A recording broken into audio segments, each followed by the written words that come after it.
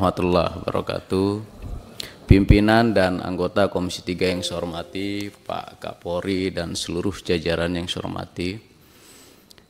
Ini Pak Kapolri tradisi baru. Terima kasih sudah bisa mengajak seluruh Kapolda untuk hadir. Kita sebetulnya Pak Kapolri membuka ruang aduan buat masyarakat untuk ke Komisi 3. Makanya nanti mungkin akan lebih banyak atau sering kita akan rapat juga dengan Kapolda-Kapolda, karena banyak sekali masukan dari masyarakat yang merasa Pak Kapolri belum bisa terpenuhi rasa keadilan dalam hal penegakan hukum. Nah, ini biasanya aduannya banyak. Kita tadi sudah berapa yang kita lakukan RDPU. Nah, biasanya kita tindak lanjuti dengan tidak selalu mengajak Pak Kapolri untuk RDP, tapi juga bisa dengan jajarannya. Jadi ini nanti mungkin banyak Kapolda yang sering hadir untuk bisa rapat dengar pendapat dengan Komisi 3. Itu yang pertama Pak Kapolri. Yang kedua Pak Kapolri, kami terima kasih selama ini komitmen Pak Kapolri dalam hal menjaga keamanan, ketertiban, dan juga selalu ada dalam keadaan-keadaan yang urgen lah di tengah masyarakat. Sebetulnya Polri ini sudah luar biasa keberadaannya. Kebetulan dapil saya ini ada 2 Polda Pak Kapolri. Di belakang itu pas duduknya sebelahan, Kapolda Metro dan Kapolda Banten. Terima kasih sudah banyak melakukan terobosan sebetulnya Pak Kapolri, di luar dari tugas-tugas pokoknya Polri itu sendiri. Karena memang lebih banyak kegiatan-kegiatan sosial juga yang diharapkan masyarakat. Keberadaan Polri ini tadi lebih humanis dan lain-lain itu terwujud dengan keberadaan Polri yang lebih banyak tidak selalu penegakan hukum, tetapi keberadaannya dirasakan manfaatnya langsung buat masyarakat. Hanya saja Pak Kapolri, ini saya baru saja dapat masukan dari dapil saya Pak Kapolri. Di dapil saya itu ada proyek strategis nasional PSN. Tapi kita paham Pak Kapolri betapa pentingnya yang namanya program yang sudah dicanangkan oleh pemerintah.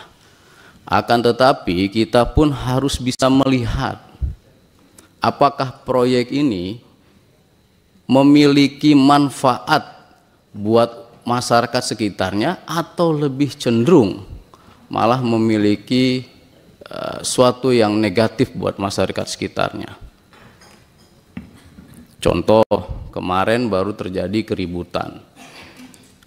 Mobil truk yang selalu membawa material, nah itu yang untuk ke wilayah PIK dan lain-lain itu sering sekali, bukan hanya baru kemarin Pak Kapolri.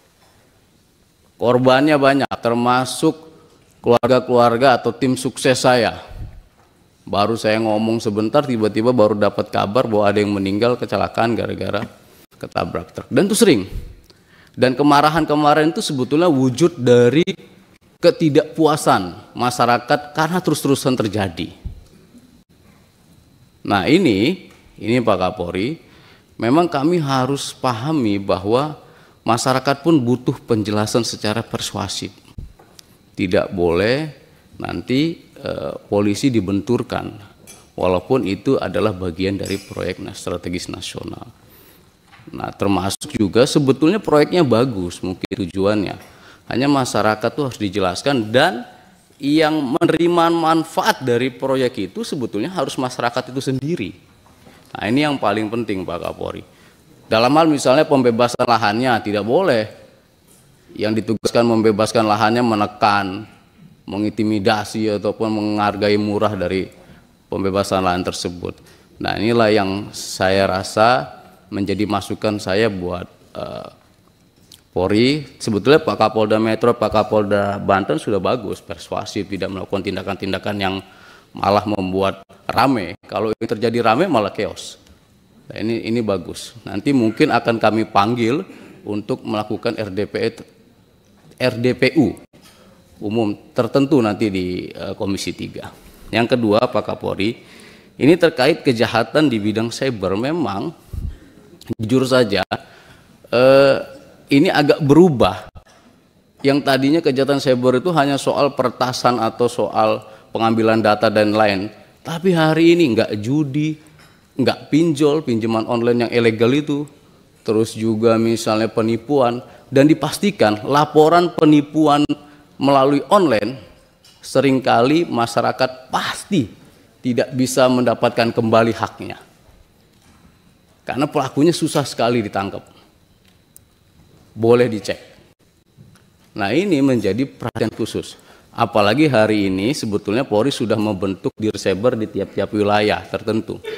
Nah, saya mohon nanti Pak Kapolri untuk melihat calon Dirsebernya ini atau SDM-nya nanti benar-benar harus mempunyai keahlian dalam cyber. Jadi Pak SDM nanti harus melihat di situ agar ke depan memang ini ke depan ini tadi Pak Kapolri sebetulnya sudah luar biasa menjelaskan, memaparkan soal judi online dan lain-lain. Memang ini dampaknya judi online, pinjol dan lain-lain itu bukan buat diri pelakunya, tapi keluarganya.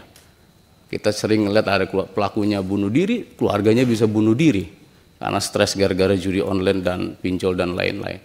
Nah, hal-hal ini yang ingin saya sampaikan. Yang ketiga, Pak Kapolri, mohon kiranya nanti kalau bisa, ini memang anggota Polri ini harus terus ditambah. Karena berapa kali kita keliling dari reses-reses itu jauh, Pak Kapolri jauh sekali terkait personil anggota Polri. Satu polsek, satu polres yang wilayahnya luas, anggotanya tidak akan bisa mengakomodir seluruhan dari seluruh luas wilayahnya. Nah, ini yang nanti ke depan menurut saya perekrutan Polri boleh dijadikan skala prioritas anggaran dari Polri salah satunya. Itu saja Pak Kapolri, jadi mohon maaf sekali lagi ada satu lagi nanti sedikit itu adanya panja.